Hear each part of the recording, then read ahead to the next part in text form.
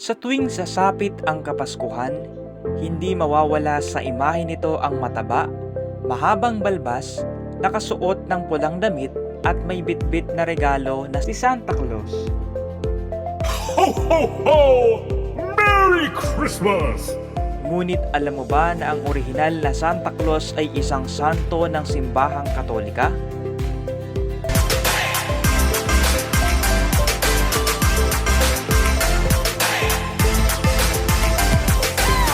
Alam mo ba?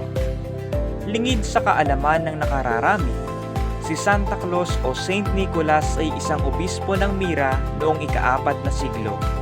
Ang kanyang oras ay ginugol niya sa pagtulong sa may hirap at mga kapuspalan.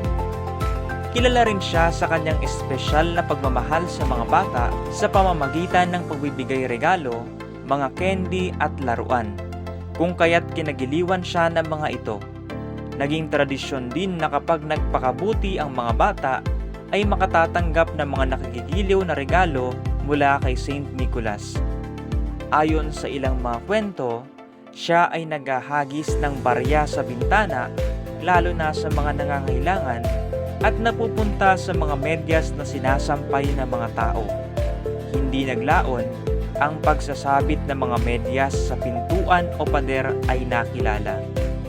Sa paglipas ng panahon, ang pangalang Saint Nicholas ay nagbago at naging Santa Claus. Si Saint Nicholas ay naging simbolo ng pagiging bukas palad. Nawa, katulad ni Saint Nicholas, maging instrumento rin tayo ng pagmamahal at pagbibigay ng Diyos lalo na sa mga nangangailangan. I-mention na ang San Nicolas ng buhay mo at baka mayroon din siyang nakagigiliw na regalo para sa'yo. San Nicolas ng Mira, ipanalangin mo kaming maging bukas palad tulad mo. Amen.